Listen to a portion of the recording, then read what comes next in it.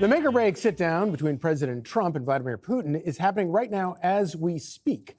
The president said he'd rather talk than slap on new Russia sanctions. And that's because he thinks Putin actually respects America. I think he respects our country now. He didn't respect it under Biden. Nobody respected us under Biden, but he respects our country now. Right. And we have the hottest country anywhere in the world. But where do Republicans land if Putin won't play ball and end the war? Let's ask Senator Ted Cruz, a member of the Senate Foreign Relations Committee. Senator Cruz, thanks for joining us. So what does happen if Putin doesn't end the war? Well, Charlie, I think this war is going to end, and it is going to end this year. President Trump was elected. He came in with an intention to end this war, and he's working hard to do that. I think the way to end the war is exactly how President Trump is approaching it, which is from strength. One of the many problems under Joe Biden is we had 4 years of an incredibly weak commander-in-chief where Biden's foreign policy was appeasement, and it ended up encouraging all our enemies. It encouraged Putin, it encouraged Iran, it encouraged communist China, it encouraged Venezuela. Where President Trump is, he is looking to end this war. I think you are going to see, we've already seen an end to billions of dollars coming from the United States to Ukraine to just shoveling cash at that war. I think it will end with a negotiated settlement. And Charlie, what I've urged President Trump is it needs to end in a way that is a clear and discernible loss for Russia. Putin is not our friend. He is a KGB thug. And I think the way to negotiate an end to this war is what Trump is doing, which is negotiating from strength. Senator, you just invoked a big campaign talking point, which is this idea that billions of dollars are going to Ukraine. A lot of Americans felt like they didn't have a say in it, and they were upset about it. Not necessarily defending Ukraine, but doing it that way. I know that a lot of that were conventional U.S. military weapons we had cached that were sent there, and then we passed funding to replenish that. And hopefully that's what we're doing.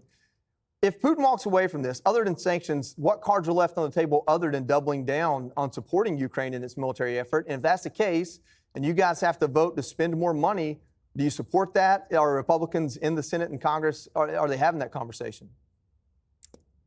Yeah, the votes aren't there. The gravy train is over. We have sent billions and billions of dollars to Ukraine.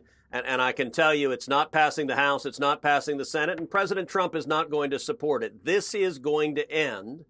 Now, what is really frustrating is this war didn't have to happen. This was an unnecessary war. It was Joe Biden's incredible weakness that caused the Ukraine war. There were two immediate causes of the Ukraine war. Number one, Biden's disastrous withdrawal in Afghanistan that was so incompetent, that was such a debacle, that every enemy of America looked to the Oval Office and took the measure of the commander-in-chief and decided he was weak and ineffective. And that was a major factor encouraging Putin to invade Ukraine.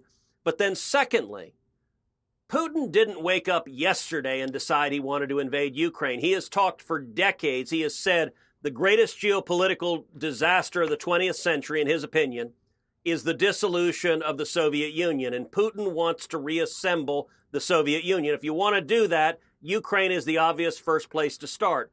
Now, President Trump's foreign policy prevented Putin from invading Ukraine. How did he do so? Because we imposed strong sanctions on Nord Stream 2, the undersea pipeline that Putin was building from Russia to Germany. I wrote those sanctions. I'm the author of those sanctions. They got overwhelming bipartisan support in Congress. President Trump signed them into law, and Putin stopped building Nord Stream 2 literally the day that President Trump signed my sanctions legislation into law. When Joe Biden became president, he waived the sanctions on Nord Stream 2. He gave Putin and Russia a multi-billion-dollar gift. And the reason that caused the war is Putin had refrained from invading Ukraine because he didn't want to damage the natural gas pipelines that run through Ukraine. Nord Stream 2 was designed to circumvent Ukraine so Putin could get his gas to Europe. Biden let him do that. I think President Trump, when he came in, Putin realized he no longer has a pushover in the White House. That is the way to resolve this war, which is a position from strength. I also think it's critical that any resolution, Nord Stream 2 remains shut down. And I'll tell you, when I meet with our European allies, a question I ask them over and over again is I say, when the war in Ukraine is over, where are you going to get your energy from? And the answer needs to be not Russia, but we're going to get our energy from the United States. That is better for Europe and it's better for America.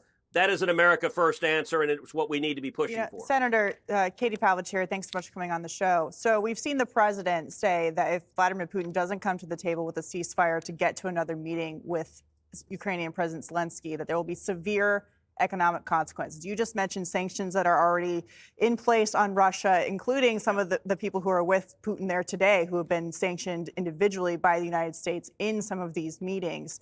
What can Congress do specifically more to back up President Trump's threats of economic, more economic consequences, given he's used trade? He's used this new deal with the EU, $750 billion in trade, squeezing India on energy. What can Congress do specifically to back up the president's words?